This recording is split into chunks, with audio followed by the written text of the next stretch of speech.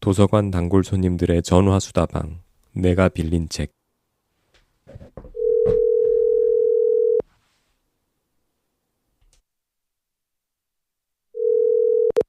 안녕하십니까. 도곡정보문화도서관 단골 손님 김민식입니다. 안녕하셨습니까. 성북 길빛도서관 단골 손님 박동훈입니다. 동 부장님, 오늘은 목소리가 조금 더 상쾌해지신 것 같은데 어떤가요? 아, 컨디션은? 예, 지금 축농증에 어느 정도 잡혔습니다. 예. 아, 그래요? 네, 다행이네. 네. 이게 환절기에는 그죠? 한 번씩 다 오는 것 같아. 아, 이거 근데 어떻게 환절기마다 오니까 이게 병원에서 만성이 된 것 같다고 CT 아, 찍어보고 음, 수술하는 게 어떠냐고 그래가지고 계속 아이고, 고민이 되네요. 어, 어중간한 횟수라서. 그러게. 네. 음, 우리 김 작가님은 100% 회복하셨습니까? 저는, 그냥 잘 지내고 있어요. 특별히 이렇게, 뭐 가끔씩 이제 여전히 저기 휴지는 늘 가지고 다녀요. 네. 어, 근데 이제는 뭐 그냥 이제는 한번 얘기 드렸잖아요. 이게 우리가 두 발로 걷는 짐승의 슬픔이다. 원래 네 발로 걸을 때는 이게 저기 문제가 없는데 우리가 서고 나니까 이 비강으로 자꾸 이렇게 오염물질이 이게 넘어가면서 생기는 게 비염이니까 그냥 숙명처럼 받아들여야지 뭐 하고 그냥 체념하고 지내고 있어요. 네. 아, 근데 요즘에 그 수술이 좋아지긴 했대요. 아, 그래요? 예. 그래서 너무 고생하지 어, 말고 한번 또 음. 뭐 검토해 보라는 얘기도 있더라고요. 예. 그럴 경우에는 이제 우리 박동 부장님이 저의 이제 선구자가 되어주시면 됩니다. 해보시고, 받을만 하면은 나한테도 얘기해 주세요. 아, 네. 나 CT 찍는 게 무서워서. 아, 좀 그러고 있는데. 예. 저도 근데 한번. 하긴 뭐 확실히 요즘은 진짜 예전보다 기술이 정말 좋아졌으니까요. 그죠? 네네.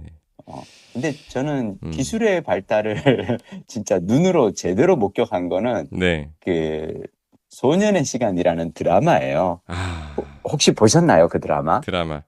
아니, 저 요즘 하도 화제라 그래가지고 음, 이게 처음엔 무슨 내용인지 몰라서 보려고 딱 음, 그 넷플릭스 이렇게 열어봤다가 음, 아, 이게 저기 보니까 그 뭐 살인, 어? 음? 그다음에 이제 청소년들 얘긴데 맞아요. 뭐 살인 나오고 어, 이래가지고 내가 원래 음, 음. 그 성인 느와르는 좋아하거든요. 그렇군요. 조폭들 싸우는 얘기는 좋아하는데 음, 이상하게 좀 애들이 나오는데 범죄물 이런 거는 잘 못 봐요. 그래가지고 음, 아, 음. 일단 덮었는데 우리 또 김 작가님이 언급하실 정도면 이거 봐야겠다 싶네요. 근데 그냥 시작하고 한 10분만 한번 봐보세요. 왜냐하면 어, 저는 그 10분 동안 그 보여주는 그 영상이 네. 이 지금 현재 기술이 어느 정도로 좋아졌는지가 그냥 아, 보여지거든요. 그래요? 나는 진짜 깜짝 놀란 게 뭐냐면 이게 그러니까 정말 독특한 드라마인 게 4부작이거든요. 겨우 4부작밖에 안 아, 되는데, 짧네. 근데 한 부 시간이 60분이잖아요. 네. 그 60분이 원신 원컷이에요. 그러니까 뭐냐면 어, 카메라 편집이 없이 그냥 실시간으로 이걸 쭉 따라가면서 하거든요. 근데 음, 이게 기술적으로 너무너무 놀라운 건 뭐가 놀라웠냐면, 이렇게 그 인물이 이제 뭘 하다가 이렇게 차에 타요. 네. 그리고 차가 출발을 해. 네. 그러고 난 다음에 갑자기 차 안에서 이렇게 인물들을 보다가 갑자기 카메라가 휙 하늘로 올라가는 거예요. 어, 그리고 그 드론 촬영이겠죠. 드론으로 이렇게 쭉 가요. 어, 그리고 이 부감샷 이렇게 하늘에서 본 그 차가 움직이는 걸 보다가 차가 이렇게 어딘가 건물에 도착하잖아요. 네. 카메라가 내려와서 다시 그 사람 건물 안으로 그 사람을 쫓아 들어가는 거예요. 아, 그러면 60분 동안 계속 드론에 카메라 달려갖고 따라다닌다는 얘기예요? 그런 게 아니고 제가 네, 보기에 네, 왜냐하면 이게 그 카메라가 심지어 건물 안에 들어가서요. 막 네. 1층, 2층 막 오가면서 막 이방저방 헤집고 다니고 막 그러거든요. 어, 그러니까 스테디캠으로 가다가 어느 순간에 스테디캠에 있는 카메라를 떼서 드론에 달았다가 어, 드론이 띄웠다가 근데 이 드론으로 조작이 정말 정교한 거죠. 그리고 내리는 위치에 딱 그 카메라맨이 가서 또 하여튼 저는 이거 보면서 계속 제가 드라마 PD였잖아요. 네. 계속 했던 생각은 뭐냐면 도대체 이걸 어떻게 찍었을까, 어떻게 찍었을까인 거예요. 오히려 저는 이거는 일반인보다 저 같은 드라마 PD들이 보면 더 놀라운 건데, 왜냐하면 일반 사람들은 그냥 이렇게 요즘은 왜 CG와 저기 그 구분이 안 가니까 그냥 볼 수 있는데, 저는 보면서 와, 제가 옛날에 머릿속으로 그냥 대충 상상만 했던 장면들을 이제는 기술적으로 너무 구현해내니까. 근데 사실 이 드라마의 핵심은 그런 어떤 기술적인 성취가 아니라 대본이 너무 좋아요. 대본이 너무 좋고, 사실 제가 이제 왜 저는 드라마 원래 잘 안 보거든요. 저는 책을 좋아하지. 네네. 근데 사실 제가 이 드라마를 보다가 또 다시 또 책 이야기로 이따 가긴 갈 거예요. 왜냐하면 이 드라마를 보게 된 게, 제가 이제 심용환 작가님 이번 주에 제가 네네. 갔다 왔어요. 북토크에. 오. 그러니까 이제 그 민주공화국의 적은 누구인가, 이제 책을 저는 이제 사서 읽었고, 지난 한 주 동안 다 읽고, 그리고 이제 지난주에 알라딘 빌딩에서 심영환 저자께서 이제 북토크 하신다 그래서 사인 받으려고, 난 또 이제 책마다 저자 친필 사인 모으는 게 저의 취미인지라 사인 받으려고 이제 달려가서 강의를 들었고, 강의도 너무 좋았어요. 강의 너무 좋았고, 그냥 그 강의에서 심영환 작가님이 마지막에 해주신 말씀이 저는 참 기억에 남는데, 지금은 우리에게 공부가 필요한 시간이라는 거죠. 왜냐하면 한국 그 민주주의 체계의 이 위기가 여실히 드러났잖아요. 그리고 네네. 취약성이 네. 어떤 그 우리가 이 약점을 안고 있는지, 그리고 전 세계가 사실 보기에 놀랄 정도로 저렇게 멀쩡하고 튼튼하던 나라가 왜 갑자기 저런 그게 지경에 이르렀을까 궁금해할 정도로 우리가 안고 있는 이 헌정 체제의 어떤 그 불안 요소가 드러났기 때문에, 자, 이럴 때는 뭘 해야 되느냐? 자, 우리에게 위기가 왔다는 건 뭐냐면, 위기는 왜 오냐면 내가 지금 이 위기를 해소할 답이 없기 때문에 오는 거거든요. 네. 오늘의 나에게는 답이 없을 수 있어요. 근데 내일의 나는 답을 찾아야 되잖아요. 이 위기에서 벗어나려면. 그러면 오늘의 나와 내일의 나가 달라질 수 있는 유일한 방법은 공부인 거예요. 지금 나는 답을 모르겠는데 이 답이 무엇인가를 찾아봐야겠죠. 공부를 해서. 근데 심용환 저자는 이제 현대사 사학과 역사학자니까 네. 우리의 이제 현대사, 우리 대한민국 민주공화국의 역사를 이렇게 찬찬히 들여다보면서 그 공부 끝에 우리가 어떤 답을 향해 나아가야 하는지를 책에서 말씀을 해주십니다. 근데 강의도 정말 너무 잘 들었고요. 저는 책은 그냥 지난주에 소개했으니까 굳이 책 얘기는 더 보태진 않는데, 여러분이 꼭 한번 이 책은 읽어보셨으면 좋겠다라고 말씀드리고 싶고요. 그래서 이제 저는 심영하 선생님이 이제 페이스북 들어가서 이제 이제 최근에 올리신 이제 활동이라든지 막 이런 거 팔로우하고 싶어서 들어갔다가 심영한 저자께서 소년의 시간 이야기를 하시는 거예요. 너무너무 좋은 드라마다. 그러면서 하신 얘기가 뭐냐면, 우리는 되게 왜 노력했다는 거죠. 우리는 더 좋은 사회를 만들겠어. 그리고 우리의 아이들을 위해서 아이들이 더 평화롭고, 그리고 학교는 더 이렇게 안전하고 그런 공간을 만들겠어. 그리고 나는 우리 어렸을 때처럼 그렇게 때리는 부모가 되지 않겠어. 이런 결심을 하고 다들 살아왔는데, 결과는 너무 끔찍하다는 거죠. 학교는 수용소 같고, 심리학은 이 별 생각보다 쓸모가 없고, 부모의 최선은 부족하다. 도대체 우리는 무엇을 해야 되는가? 근데 저는 원래 한 10분, 15분 이 드라마를 보다가, 처음에는 이제 심영한 저자 페이스북 보기 전에는 그냥 보다가 중간에 저도 말았었거든요. 네. 왜 말았었냐면, 저는 개인적으로 원신 원컷은 약간 비효율적인 시스템이라고 생각해요. 그게 뭐냐면, 드라마 PD가 보기에는 우와 기술적으로 놀라운데, 시청자 입장에서는 아니 그냥 원래는 차 타고 저쪽으로 다른 지역으로 이동을 하면 타는 데서 커트, 바퀴 끼 도착하는 바퀴 한 카트 들어가고 새로운 건물 앞에 짠 나타나는 거잖아요. 네. 그러니까 그 이동하는 중간에 이런 지루함이 사라지거든요. 편집이 들어가야 스피디하게 전개가 되는데, 저는 그게 원신 원카트라는 걸 깨닫고 생각보다 되게 지루한 드라마겠는데 싶어서 끊었는데, 또 심영한 선생님의 페북을 보니까 그런가? 너무너무 우리에게 뭔가 일깨우는 드라마라고 하셔서 다시 봤거든요. 네. 그러다가 제가 2부에서 확 몰입하게 된 거예요. 왜 그러냐면, 사실 이 드라마는 제목은 소년의 시간이지만 영어 제목은 Adolescence, 그 사춘기거든요. 그러니까 아, 지금 사춘기를 겪는 아이들이, 10대 아이들이 어떤 지경에 처해 있는가를 보여주는데, 그, 이제 드라마에 이제 형사 둘이 나오는데 그 형사들이 어떤 살인사건을 해결하기 위해서 이제 학교를 찾아가요. 네. 근데 학교를 찾아가서 이렇게 학교 안에서 이렇게 둘러보다가 한 형사가 얘기를 해요. 와, 학교는 올 때마다 여기 너무 끔찍하다. 수용소 같지 않아? 라고 하는데 갑자기 그 장면에서 제가 확 감정이입을 한 거죠. 제가 요즘 학교 강의를 다니면서 느끼는 게 바로 이 지점이거든요. 저는 중학교, 고등학교 아이들이 수용소에 갇힌 아이들 같아요. 수용소는 어떤 공간인가요? 내가 원해서 수용소에 들어가는 게 아니잖아요. 네. 이게 감옥하고는 또 달라요, 수용소는. 그러니까 감옥은 왜 특정한 죄를 저지른 사람만 보내는 게 감옥인데 수용소는 이를테면 기준에 맞으면 다 그냥 싸그리 다 집어넣잖아요. 너가 20대부터 30대야? 그럼 너는 수용소. 너는 무슨 인종이야? 그럼 너는 수용소. 이게 수용소잖아요. 그러니까 수용소에 많은 아이들이 갇혀 있는데 그 아이들이 마치 자신의 자유의지에 반해서 있다는 것 같다는 느낌? 와, 제가 보면서 아, 그렇구나. 그러니까 왜 제가 근데 이게 슬픈 게 중고등학교만 수용소인 줄 알았거든요. 근데 네. 저는 요즘 느끼는 게 대학 강의를 가도 대학도 수용소 같다고 느껴요. 제가 왜 작년에 우리 박동 부장님하고 이제 박동 부장님 대학 어떤 특강 갔다 온 얘기를 하고 할 때 왜 제가 그런 얘기 했잖아요. 학익진을 펼친다고 대학생들이 그렇지, 이렇게 하객진. 이 강사로부터 최대한 떨어져서 멀리 떨어져서 그 강의실에 가보면은 강사 앞에는 아무도 없고 저 끝에서부터 자리를 가끔 채워오잖아요. 복학생 몇이 있어요. 네, 복학생.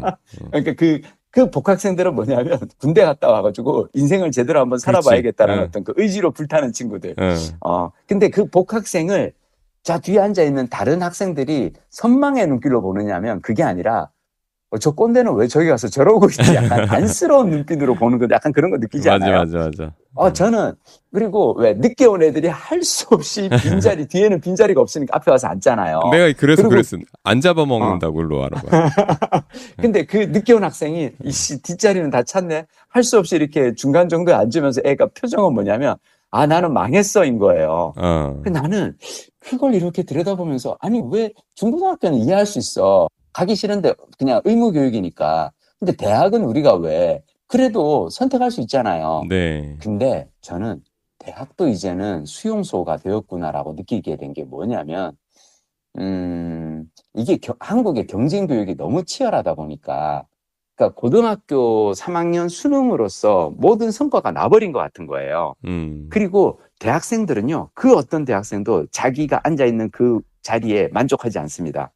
서울대 애들은요, 뭐라고 생각하냐면, 난 여기 앉아있을 게 아니라 의대에 지금 가 있어야 되는데, 여기 앉아있다고 생각하고, 연고대 애들은 나는 서울대를 가야 되는데 연고대에 지금 와 있다고 생각하고, 다른 대학 애들은 나는 스카이를 가야 되는데 여기 있다고 생각하고, 지방대 애들은 나는 인서울을 해야 되는데 여기 앉아있다고 생각하고 있거든요.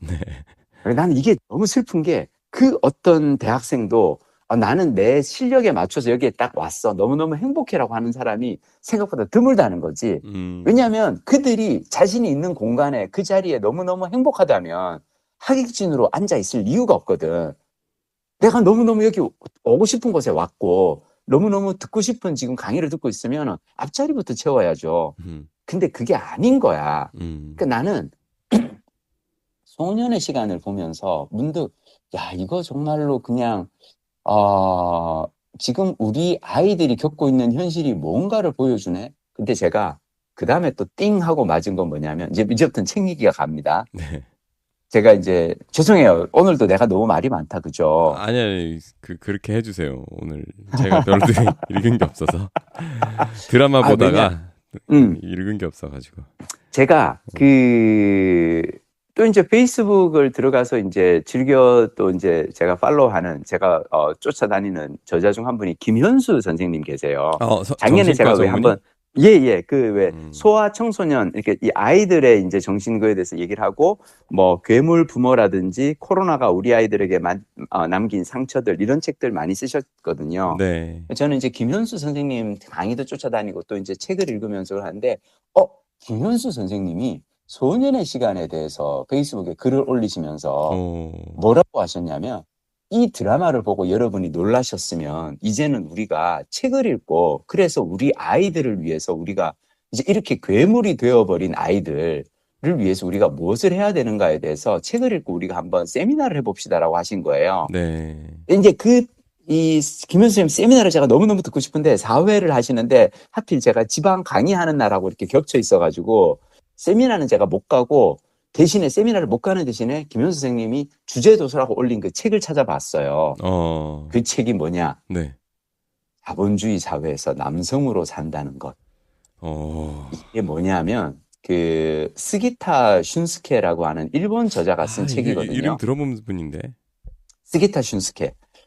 이분 약간 그러니까 뭐냐면 이제 이런 그 저자에 대해서 이렇게 소개를 합니다. 저자 소개 보면 자신도 여성을 혐오하는 인셀이 될 수 있다는 내면의 어둠을 자각하고 프리터 시절 경제적 사회적 불안정보다 여자친구가 없는 것이 가장 괴로웠다는 솔직한 고백과 함께 소수자도 주류도 아닌 평범한 약자 남성을 키워드로 남성성을 분석하고 관련 저서를 잇따라 펴냈다라고 하시고요. 그리고 이분은 사실은 이제 아마 스기타 슌스케 이름을 우리 박동 부장님 들어보셨다면 저것 때문일 거예요. 일본 내에서 이분은 그 혐오와 차별에 반대하는 국제연대에도 힘쓰고 계세요.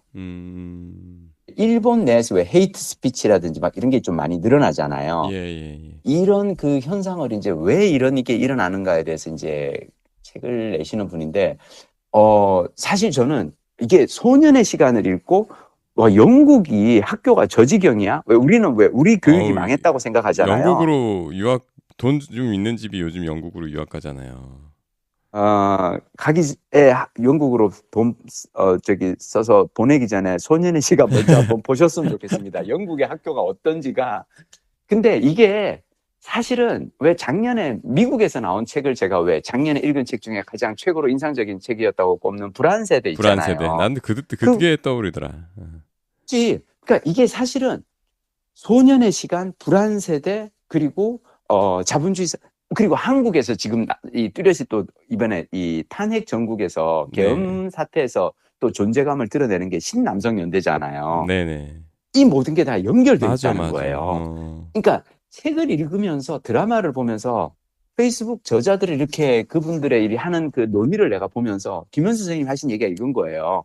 그러니까 소년의 시간을 보면서 와, 영국 학교 망했네 라고 생각할 게 아니라 저게 지금 한국 학교도 현실이고 전 세계적인 추세인데 여기에 대해서 책을 읽어보자 하는데 그 책들이 다들 전 세계 해외 다양한 저자들의 책인데 그중에 한 권이 일본 책이고, 근데 저는 소년의 시간이 사실은 보다 보면 인셀이라는 말이 계속 나와요. 네네. 그 주인공 남자애가 계속 나는 인기가 없어. 여자애들이 나에게는 관심이 없어.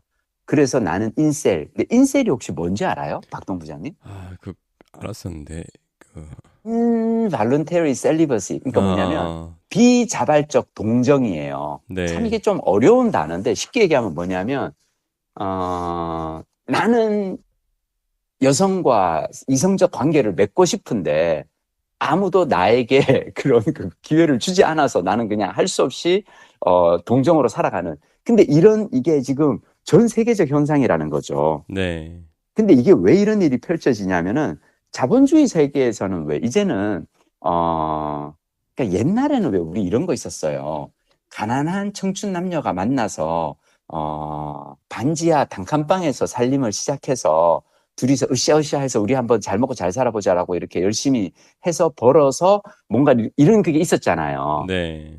근데 지금은 더 이상 그게 없잖아요. 없어요. 그러니까 계층 이동의 사다리가 끊겨지고 그래서 남자가 경제적 능력이 없으면 아예 이제 뭘 이렇게 여자를 만날 수 있는 기회조차가 사라지고, 또 반대쪽으로 생각해 보면 여성의 입장에서는 내가 만약 경제적 능력이 있다면, 내가 일을 하고 돈을 벌 수 있다면 굳이 결혼을 해야 되나? 결혼을 하지 않고도 그냥 나 혼자서 충분히 그냥 즐겁게 잘 살 수 있을 것 같은데, 자, 그러다 보니까 여기에서 이제 오는 근데 이제 이거를 그리는 그 영화가 사실은 한 편 나왔죠, 작년에. 작년이 아니고 왜 2019년에 나온 그 영화 조커 있잖아요. 네네. 조커는 혹시 보셨죠? 네. 조커가 왜 이게 현대 사회에 약자 남성이 처한 상황을 제대로 드러내는 영화라는 거죠. 그게 이제 그 자본주의 사회에서 남성으로 산다는 것에서 앞부분에 이제 그 얘기를 하는데 조커가 그러니까 봐봐요. 그러니까 가난한 남자. 근데 약간 왜 이 장애가 있잖아요. 그 이렇게 그래서 이제 그 상담을 받아야 되고 그리고 어머니 또 이렇게 돌봐야 되고 약간 네, 네, 치매기가 있는 네. 어머니. 그러니까 이게 이런 그 다양한 문제가 복잡하게 얽힌 상황에서 한 남자가 어떻게 벼랑 끝으로 몰리고 사회의 변두리를 밀려나서 약자 남성이 되어가는지 그걸 다루는 게 이제 조커라는 거예요. 그래서 제가 이게 보면 이제 인셀은 그러니까 뭐 사실 원치 않는 금욕주의자거든요. 네, 비자발적 네, 싱글. 네, 네. 근데 이게 지금 한국에서 왜 그 12.3 계엄 사태 이후로 우리가 그 왜 법원 서부 법원 그 난동 사태에서 들여다보면서 왜 20대 30대 남성들이 저러고 있을까 저기에 가서 근데 그들이 그 안고 있는 이 세상에 대한 불만이 무엇일까 이게 있는 거죠. 어렵습니다. 이건 저는 사실 제가 지금 참 얘기를 말로 이렇게 좀 풀어드리기는 조금 어려운 것 같은 게 한번 저는 제가 오늘 한 얘기들 있잖아요. 한번 생각해 보셨으면 좋겠어요. 네. 어, 진짜 그 자본주의 사회에서 남성으로 산다는 것 이 책 그 예스24에서 소개를 딱 보니까 어떤가요? 조커 조커 사진하고 그 거기 보면 카드 뉴스로 보는 책 밑에 이렇게 요약해 놓잖아요. 조커 사진하고 그 다음에 이제 총기 난사 사건들 그 사진들이 이렇게 있는데 비자발적 싱글 테러라는 말도 있네요. 맞아요. 인셀 테러. 참. 여기 보면 결혼이 중산층 이상의 문화가 되어가고 있다는 김영하 작가의 지적처럼 로 시작이 되네, 이 설명이. 근데 정말 요즘에 저 어제도 결혼식 다녀왔는데 최근 몇 년간 다녀온 결혼식 중에 근데 뭐 양쪽 다 신랑 신부의 이 스펙이 저런 스펙 가진 사람만 결혼하나 싶은 결혼식들만 있었어요, 사실. 가장 최근에 간 결혼식이 의사와 변호사의 결혼식이었어요. 그러니까 다 나는 이게 그런 진짜 식이야. 일반인들은 결혼을 안 하나 싶더라고. 너무 슬프지 않아? 근데 이건 진짜. 그냥 우리 보통 사람들은 결혼을 안 하나? 그런 생각이 저도 느꼈거든요. 근데 정말로 결혼이 중산층 이상의 문화가 되고 있다라고 지적하시는 분들이 있었네요. 근데 이게 지금 한국만의 상황이 또 아니고 전 세계적 지금 이제 흐름이라고 하니까 근데 한편으로 저는 그런 생각은 들어요. 그러니까 자본주의의 어떤 이 어쩔 수 없는 이게 지금 피해가 계속 드러나고 있는데 어렵죠. 그러니까 어떻게 해야 이렇게 되나요? 그 인셀이 될 수밖에 없는 남자들이 늘어나고 젊은 남성들 늘어나고 그리고 그 친구들이 인터넷에서 스마트폰 통해서 인터넷에서 예를 들면 게임에 빠진다든지 그렇죠. 아니면 그런 혐오 문화에 매혹된다든지 그렇죠. 그러면서 그게 이제 개인적인 차원의 불행으로 끝날 수도 있지만 이게 민주주의를 위협하는 쪽으로까지 퍼져나갈 수 있더라고요. 그렇죠. 지금 이제 그렇게 가고 있으니까. 이런 책을 저도 보지는 않았지만 저도 느꼈던 부분이거든요. 이거 다 연결돼 있다. 불안 사회. 맞아요. 연결돼 있어요. 아들 둘이 키우는 입장에서 참 무섭네요. 근데 또 이 책에서 보면은 자본주의 사회에서 남성으로 산다는 것 책에서도 또 그 얘기가 나와요. 우리 지난주에 했던 이야기. 마이클 샌델의 공정하다는 착각 얘기가. 그러니까 이게 왜냐하면 계속 연결돼 있는 거예요. 그러면서 이게 사회의 승자와 엘리트들은 자신의 능력으로 성취한 모든 게 자기 노력 덕분이라고 이제 생각한다. 자, 그러다 보니까 이게, 그걸 갖지 못한 사람들이 가는 어떤 이런, 그러니까 이게, 사회적 어떤 되게 애매하다는 거죠. 그러니까 패자로 이렇게 살아간다는 게 너무 이제 그하고 그러면서 이제 이런 남성들의 이제 그 조건들, 기준이 몇 가지가 있다는 거예요. 그러니까 비정규직 형태의 노동 수입이라든지 호감을 얻기 어려운 외모, 그리고 소통 장애라고 스스로 비하하는 소통 능력 문제, 그리고 현실 애인 또는 예비 배우자의 존재 여부, 뭐 이런 그건데, 근데 저는 사실 이런 것들을 또 심화시킨 것 중 하나가, 저는 불안 세대에서도 지적을 하지만 저는 스마트폰 문화라고 또 맞아요. 생각하거든요. 왜냐하면 그전에는 우리가 사람을 어디서 만났냐면 동아리에 가서 만나고 소개팅에 가서 만났잖아요. 네. 근데 이제는 우리가 이 스마트폰 안에서 시간을 많이 보내는데, 솔직히 말씀드리면 저는 스마트폰 들여다보잖아요. 그러면 비현실적으로 멋지고 아름다운 사람들이 스마트폰 속에 너무 많지 않아요? 그래서 자꾸 자기를 더 비하하게 되지. 그렇죠. 그리고 나는 심지어 요즘 왜 나오는 그 짝짓기 프로그램들 있잖아요. 네. 나는 그게 나오는 사람들도 보면은 그래. 비현실적으로 조건이 좋은 사람들인데, 막 그런 사람들이 나와서 막 이러는데, 그걸 보고 있다 보면, 그러면 진짜 현실에서 내가 만나는 사람들과 이게 격차가 너무 커지잖아요. 네. 그러니까 우리가 70년대, 80년대 우리는 그냥 왜 학교 반에서 좀 이렇게 이성적으로 끌리는 친구가 있다든지, 동네에서 좀 이렇게 뭐 이런 그건데, 저는 이거 정말 어려운 시기라고 생각해요. 아니 그런 거 많이 보다 보면 현실에서 보는 사람들 다 오징어지. 그렇죠. 다 오징어야. 어떻게 만나 저런 사람들. 그리고 또 하나는 뭐냐면, 이 여성들에게는 이제 사실은 경제적 어떤 이게 이제 생기면서 선택권이 생긴 거잖아요. 그러니까 사람을 만나지 않아도 아주 편하게 살 수 있는 이런 그게 또 이제 생기다 보니까, 그러니까 한 번도 진짜 연애를 못하는 남자들이 이제 나오는 거고, 이 남자들이 이제 가지고 있는 그 분노가 이제 어디로 향하느냐. 이게, 그러니까 이들이 하는 주장이 이거예요. 그들이 하는 주장이 뭐냐면, 차라리 여성이라든지 성소수자라든지 장애인에 대해서는 어떤 정치적 인정이 있다는 거죠. 이들을 우리는 배려해야 돼, 뭘 해야 돼, 뭐 해야 되는데, 현대 사회의 진정한 피해자는 남성 약자라고 이들은 주장을 합니다. 왜냐하면 자기네는 아무도 챙겨봐 주는 사람이 없어. 여성과 성소수자나 장애인과 달리 약자 남성들에게는 국가와 사회의 제도적 지원과 배려가 단 하나도 없다는 거죠. 네.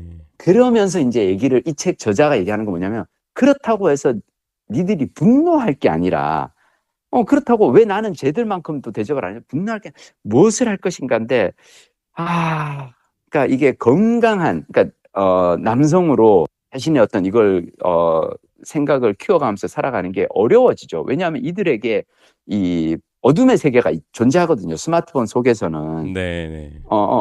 저게 문제야.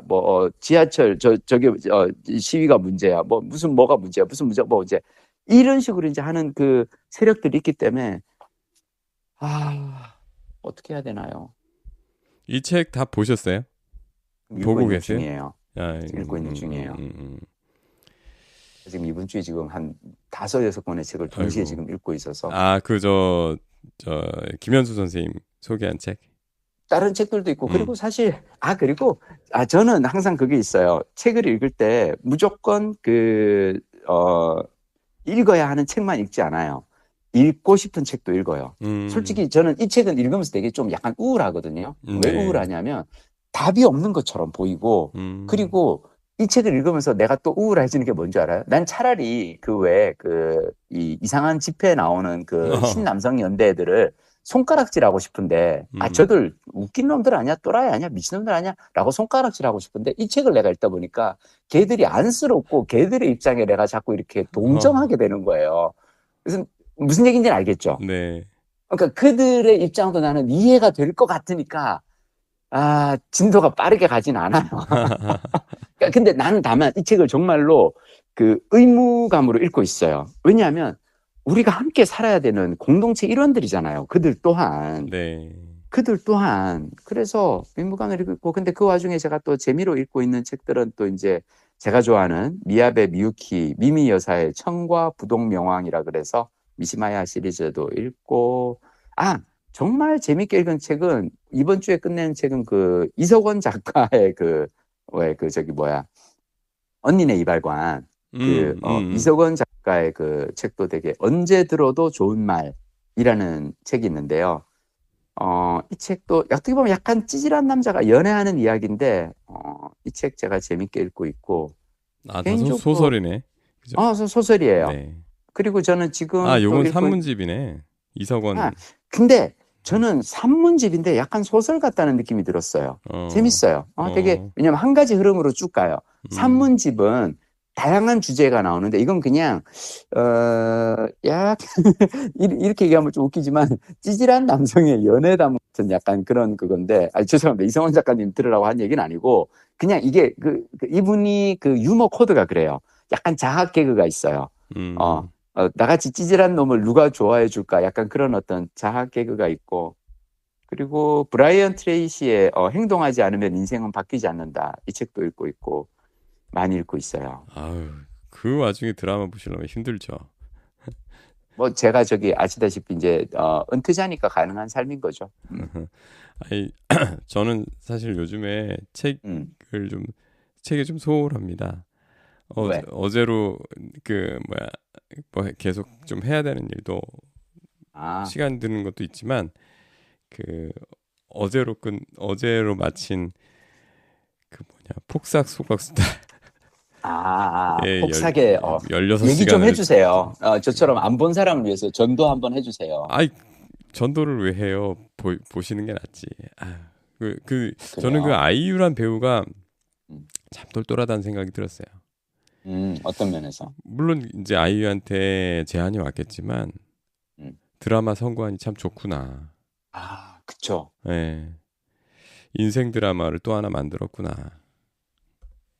전에 제가 근데 음, 톰 크루즈 얘기하면서 네, 톰 크루즈는 20대부터 지금까지 꾸준히 되게 좋은 작품들을 만들어내고 있는데, 네, 대본을 보는 성관이 좋은 것 같다라고 얘기하면서 제가 그때 뭐라고 얘기했는지, 뭐냐면, 이렇게 대본 보는 눈이 좋은 사람들은 특징이 뭔지 알아요? 귀가 어, 열려 있어요. 어, 실은 나 혼자 대본을 읽고 나 혼자 판단으로 뭔가를 하기는 쉽지 않아요. 왜냐하면 톰 크루즈도 그렇고 아이유도 그렇고 내가 선택을 하는 거에는 적어도 수십억, 톰 크루즈의 경우는 수백억이 들어가는 어떤 프로젝트잖아요. 근데 네, 이렇게 수십억, 수백억이 들어가서 잘 될 수도 있고 망할 수도 있고 완전 두 갈래 길인데 이거를 나 혼자 딱 대본 읽고 이거는 대박 나겠어. 이거는 쪽박 차겠는데 이 결정을 내리는 것보다 사실 좋은 대본을 알아보는 사람들은 어떤 사람들이냐면 네, 같이 읽어요.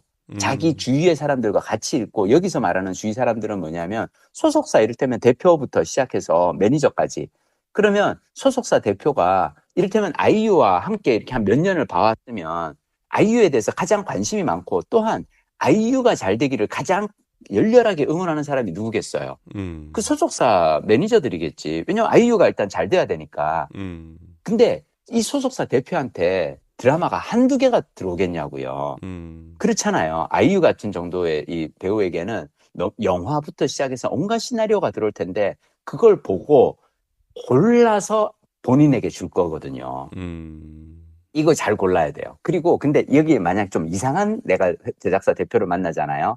그럼 어떻게 되냐면 자기 그냥 친소 관계에 따라서 대본을 주는 거예요. 어떤 영화 제작사에서 와가지고 야, 너 말이야 내가 너한테 요거 정도 좀 찔러줄 테니까 너 이렇게 배우 좀 줘봐. 이렇게 하는 친구도 없지는 않거든. 자, 내가 음, 얘기하는 건 뭐냐면 내 주위에 좋은 사람들로 전문가 집단을 꾸리고 그들의 이 조언에 귀를 기울이는 사람이 저는 직업인으로서 현명한 결정을 한다고 생각해요. 저는 아이유의 주위에는 아마 분명히 좋은 대본을 골라주는 그런 안목을 가진 사람들이 있을 거라고 생각해요.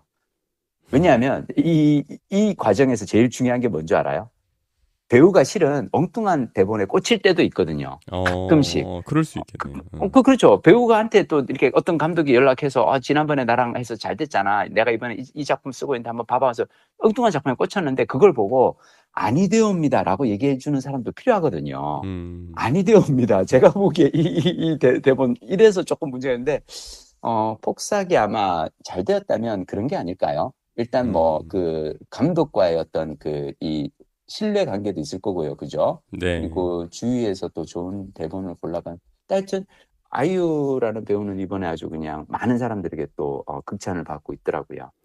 그 나이 아저씨가 우리 저 네? 중년 아저씨들이 그 감정이입을 깊게 했던 드라마라고 치면 예? 이건 딸들?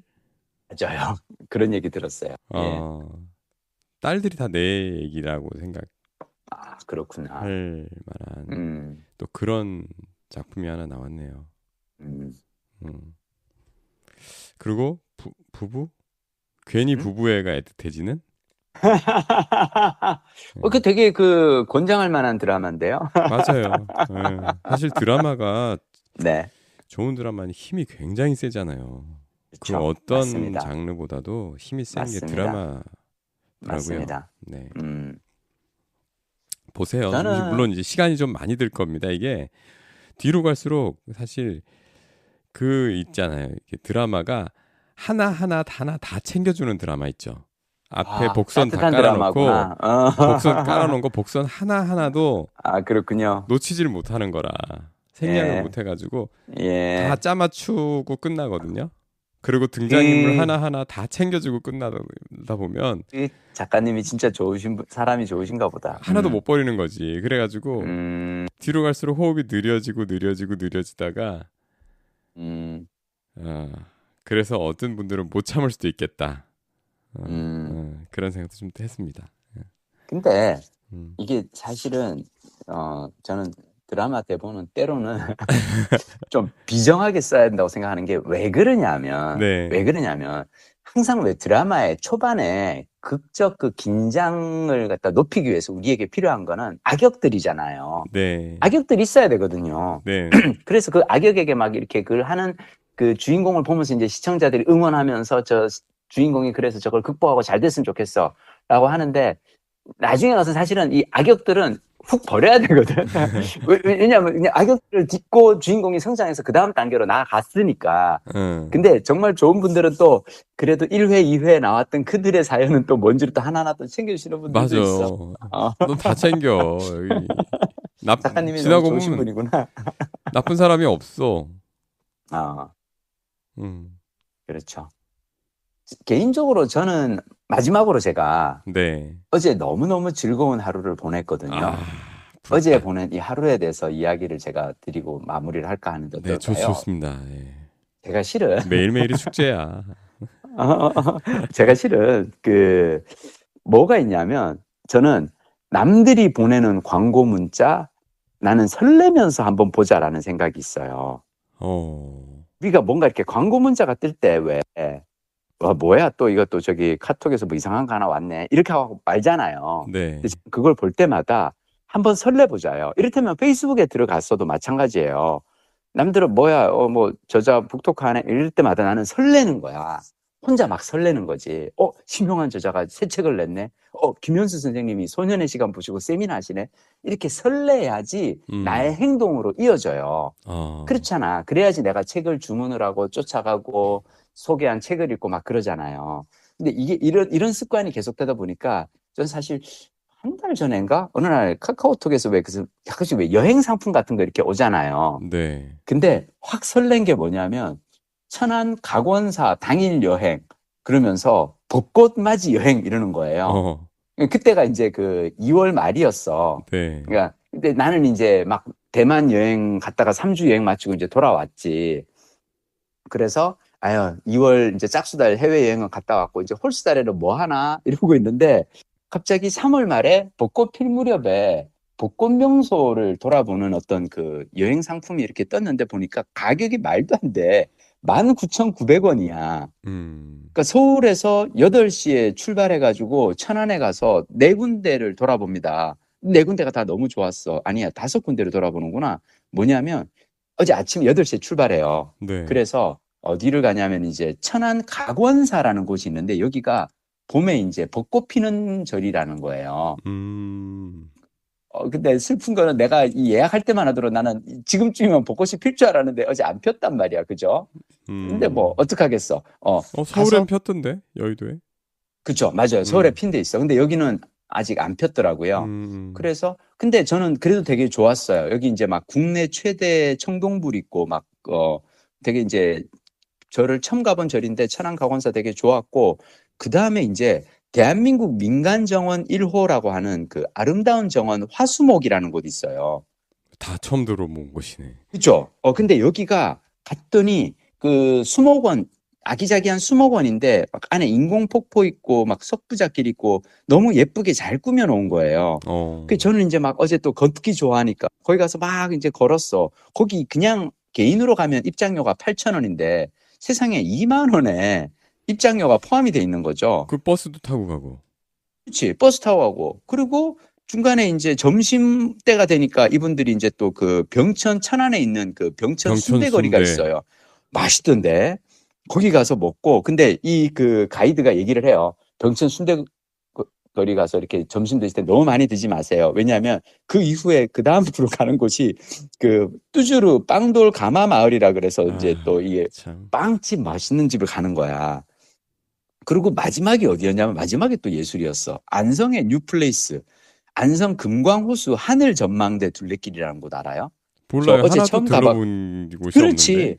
저도 그런 거예요. 저도 여기서 나오는 이 5곳을 한 번도 가본 적이 없는데 왜 그럴까 제가 생각해 봤더니 저는 사실 이제 제가 주로 이제 아이들 어릴 때 왜 우리 토요일 날 어디 갈까? 그러면서 가는 곳이 저는 대부도를 간다든지 아니면 에버랜드를 간다든지 강화도 간다든지 이렇게 운전해서 가잖아요. 네. 근데 천안까지는 조금 멀잖아요. 음. 근데 제가 어제 너무 좋았던 건 뭐냐면 내가 이제 혼자 갔거든요. 여기 투어에 8시에 이제 그 양재역에 버스 딱 타고 이제 출발했는데 한 1시간 버스 전용차로로 달리니까 막히지도 않고 1시간 정도 도착하면은 내려서 한 3, 40분 구경하고 그러면 다시 버스 타고 한 10분, 20분 이렇게 잠깐 쉬다 보면은 다음 도착지 도착하고 그리고 점심에 맛있는 거 먹고 와, 뭐 이런 그게 다 있어. 이거 봤더니 여러분 메모하세요. 메모. 테마 캠프라는 게 있어요. 테마 캠프. 아, 이거 내가 마치 무슨 저기 돈 받고 협찬 광고하는 것 같다. 아, 회사 이름이에요? 테마 캠프가 여행사 이름인데요. 국내 여행 다니는 데인데 여기 여행 상품들이 너무 좋아요. 그리고 이제 그냥 그 근데 그렇게 구글에서 해서 남아요? 자, 그게 얘기를 내가 지금 해드릴게요. 역시 박동 부장님 예리하다. 나도 지금 계속 그 계산을 한 거예요. 이게 지금 1인당 2만 원을 받고 19,900원이에요. 1인당 2만 원을 받고 여기에 40명이 있는데 버스를 타고 대절을 해서 하루 종일 다니는데 기사분도 계시고 가이드도 있단 말이에요. 네. 근데 재밌는 게 뭔지 알아요? 딱 그 내려가지고 각원사에서 그 가이드분이 그러는 거예요. 여러분 이 투어 요금 왜 이렇게 저렴한지 궁금하시죠? 이 투어는 천안시에서 협찬한 겁니다. 천안시에서 버스 대절료를 댔기 때문에 여러분들이 여기 얼마나 왔는지를 인증샷을 찍어야 된다면서 두 곳에서 사진을 찍는 거예요. 가군사랑 수목원에서. 수익 모델이네. 괜찮은 수익 모델인 거예요. 고객 입장에서. 그리고 그 병천 순대거리 가서 이렇게 내릴 때 가이드가 뭐라냐면 선생님들 점심 식사하시고 꼭 영수증 받아와서 저한테 주세요. 그거를 천안시에 낸다는 거예요. 그러면 천안시 입장에서는 생각해봐요. 주말에 서울에서 40명의 단체 손님들을 데리고 와가지고 좀 보고 그리고 이렇게 보고 간 사람들이 뭐라 그러겠어요. 야, 천안에 갔더니 세상에 각원사라고 벚꽃이 예쁜 곳이 있고 화수목이라는 정원이 있고 빵돌가마 그러니까 이게 저는 이번에 그 빵돌가마 마을을 처음 가봤는데 알고 봤더니 여기가 대전의 성심당이나 뭐 저기 군산 이성당 같은 그런 유명한 빵집이더라고요. 빵도 너무 맛있어요. 저 거기 그 거북빵이라 그래서 왜 거북빵인가 했더니 14시간 동안 숙성을 시킨대요. 근데 하여튼 가보세요. 이 빵돌가마 마을도. 근데 나는 이게 그 천안시에서 서울 사람들을 유인하기 위한 그 상품이었던 거예요. 그래서 여기 얹어 가야겠다. 제가 그 테마 캠프를 제가 검색해 보시라고 하는 게 뭐냐면 여기에 뭐가 있냐면 들어가 봤더니 싱그러운 봄나들이 지원 특가인데 여기서 말하는 지원 특가가 지자체 지원 특가예요. 그래서 뭐 원주 당일 여행 29,000원, 그다음에 세계 문화도시 여행 영주 있죠. 영주 부석사를 본다든지 진안 마이산 본다든지 이런 게 다 2만 원대예요. 문경 당일이 2만 원이야. 점촌 전빵길 막. 그래서 내가 이게 지자체에서 이런 걸 이제 생각을 해냈구나. 너무 괜찮지 않아요? 우리 입장에서는 괜찮은데 그래 우리 입장에서는 괜찮은데 두고 봅시다. 이게 있잖아. 제가요. 저는 박동 부장님하고 참 이야기 나누는 걸 너무너무 재밌어 하거든요. 왜 그러냐면 저는 항상 뭘 볼 때마다 설레는 사람인데 박동 부장님은 거기에 대해서 이렇게 한 번도 이렇게 그래서 저는 박동 부장님 같은 분이 필요해요. 그러니까 나는 자동차의 엑셀이라면 박동 부장님은 살짝 중간에 밟아주는 브레이크 같은 거지. 감사지, 너무 급하게 감사. 그렇지. 급발진하지 않도록 옆에서 막아주시는 거야. 너무 감사하고요. 근데 그렇지, 감사에게 우리 감사하는 하루. 저는 근데 사실 이게 좋았던 이유는 뭐냐면요. 나에게 대안이 있구나 하는 걸 저는 깨달은 거예요. 네. 그러니까 어느 순간 제가 이제 더 이상 해외여행 다니기 힘들어지는 나이도 있을 거잖아요. 그렇잖아요. 네. 저는 그리고 그전에는 제가 원래 이런 여행을 어디를 다녔냐면 등산 산악회 저는 쫓아다녔거든요. 네. 왜 제가 우리 이렇게 북한산 그 둘레길 걷다 보면 왜 이렇게 그 종이 쪽지들 붙어 있잖아요. 왜 뭐 그 무슨 산 이렇게 내장산 무슨 산 이렇게 가는. 근데 저는 그 산악회 버스 여행보다 어제 여행이 너무 좋았던 건 뭐냐면 이거는 제가 아이들 데리고 가던 그 여행을 그대로 재현한 거예요. 제가 왜 아이들 데리고 여행 갈 때 항상 그 뭘 짜요? 가서 아이들에게 볼만한 어떤 장소, 절이라든지 뭐 이런 데를 보여주고 그런 다음에 점심은 맛있는 그 동네 이제 맛집을 찾아가고 그리고 아이들 그냥 오면 안 돼요. 반드시 그 왜 베이커리 카페 되게 멋있는 데 있잖아요. 맞아. 그런 데 가서 아이들이 왜 이렇게 지들 사진 찍고 이렇게 인스타에 올릴 만한 예쁜 사진 찍을 수 있는 그 정원이라든지 막 꽃 피어 있는 그러니까 이런 데를 제가 풀코스로 아이들을 데리고 다니는데 문제는 뭐예요? 제가 운전을 해서 다니잖아요. 그리고 나는 그러다가 계속 그 코스 해야 되니까 난 힘들어. 나는 가이드니까. 그렇죠. 그리고 제일 죽음은 뭔지 알아요? 마지막에 서울 가는 길에 그렇지. 6시, 7시 넘어서 애들은 이제 배고프다고 아빠 언제 집에 들어가? 애들이 이제 피곤하거든. 뒤에서 자고 있는데도 이것들은 피곤해. 빨리 집에 가자. 그런데 차가 꽉꽉 막혀 있잖아요. 근데 고속도로 그 버스 전용 차선을 타고 쫙 가고 리무진 버스가 달려가고 나는 그냥 버스 뒤에 이렇게 앉아서 자고 있는 거죠. 저는요. 그리고 저는 어제 혼자 갔지만 전혀 심심하지가 않았어요. 왜냐하면 박동 부장님이랑 같이 갔거든.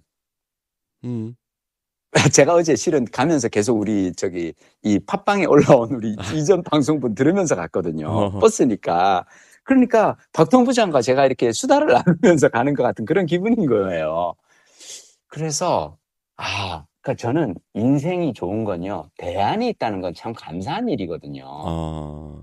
그러니까 그전에 저에게는 여행 그러면 등산버스 산악회 따라서 빡세게 등산 막 하루에 3시간, 4시간 하고 오는 거 아니면은 해외여행 아니면은 혼자서 내가 운전하면서 다니는 거였는데 이런 여행이 이제는 생기는구나. 근데요, 저는 어제 가면서 느낀 게 산악회 버스는 아저씨들이 쫓아다니는데 여기에는 그 아주머니들이 많이 오시더라고요.